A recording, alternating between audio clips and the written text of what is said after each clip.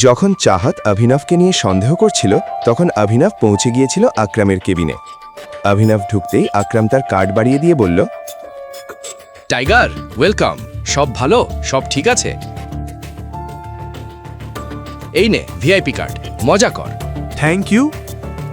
সে নিচে এসে দেখল চাহাত হোটেলের বাইরে শেডের নিচে দাঁড়িয়ে আছে। চলবে? দুজনেই হোটেলের ভেতরে ঢুকে একটি টেবিলে বসল।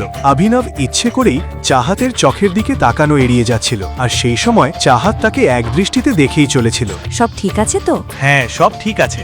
আচ্ছা, তুমি কি এই অফিসে কাজ করো? কিছু অর্ডার করি, খুব খিদে পেয়েছে, একটু দাঁড়াও। ওয়েটার। চাহাতের প্রশ্নটা এড়িয়ে গেল অভিনব। Hello sir. তুমি কি আমার কাছ থেকে কিছু লুকোচ্ছ? না, একদম না। কেন কিছু লুকাবো? তেমন কিছু না। ও, এক সেকেন্ড। অভিনব আর চাহাত ওয়েটারের কাছে অর্ডার দিল। ওয়েটার চলে গেল, কিন্তু চাহাত তার প্রশ্ন ভুলে যায়নি। তো তুমি কি করো? আমি একে প্রাইভেট লিমিটেডে ছোট একটা চাকরি করি, এটাই। ওটা তো আকরমজির কোম্পানি, তাই না? হ্যাঁ, ঠিকই। হ্যালো গর্জাস, তুমি খুব সুন্দর। আসতে চাইনি, কিন্তু মন মানল না। একটা ভালো ট্রিট অফার করতে পারি?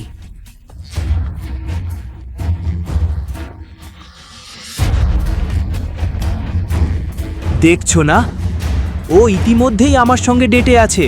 ও সত্যি? আমি ভেবেছিলাম তুমি ওর ছোট ভাই টাইপ কিছু। এখন তুমি বললে যে তুমি ওর সঙ্গে ডেটে আছো, তাই ভদ্রভাবে বলছি, গেট লস্ট। অভিনব এক মুহূর্তের জন্য চুপ করে রইল। সে দেখতে চাইল এই লোকটা আর কত নিচে নামতে পারে। সেই সময় ছেলেটা চাহাতের পেছন দিয়ে ঘুরে বলল, তুমি এত সুন্দর যে মনে হয় একটা ভালো পরিবারের মেয়ে। মাইন্ড করো না, তোমার এমন লোকেদের সঙ্গে ডেটে যাওয়া উচিত না। স্ট্যান্ডার্ড খুব গুরুত্বপূর্ণ, রাইট? এ তোকে জ্ঞান দিতে বলেছে? হ্যাঁ, এখন বের হয়ে যা। তুমি আমার সঙ্গে চলো, ট্রাস্ট মি, তোমার কোনো সমস্যা হবে না। আমি বলছি, তোমার এমন ডাউন মার্কেট ছেলেদের সঙ্গে থাকা উচিত না, যার বাবা তাকে জন্ম দিয়ে ফেলে রেখে গেছে। এবার অভিনব আর নিজেকে ধরে রাখতে পারল না। ছেলেটা সীমা ছাড়িয়ে গেছে। অভিনবের বাবার কথা উঠতেই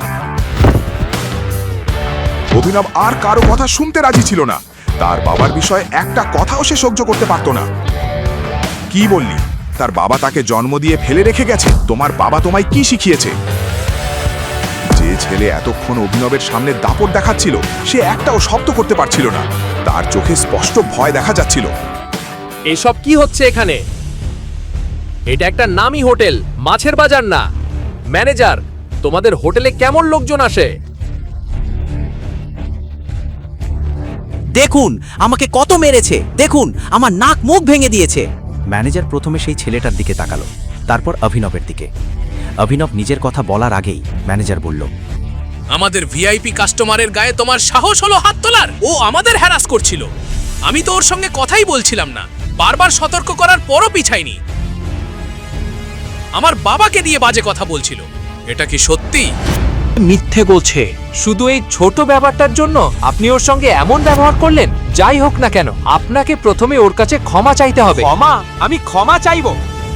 ও আমার আর আমার বন্ধুর কাছে ক্ষমা চাইবে? চুপচাপ ক্ষমা চাও।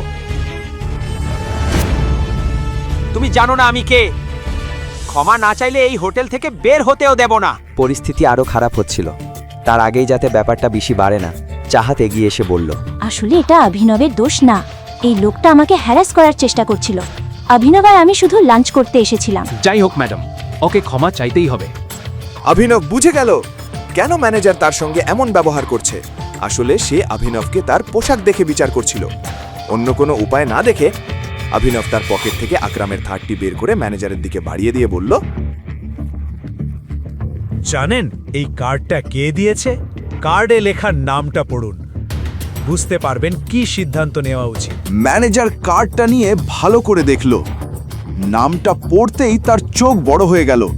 যদি অভিনবের কাছে আকরামের কার্ড থাকে, তবে সে বুঝল যে অভিনবের আকরামের সঙ্গে সম্পর্ক আছে।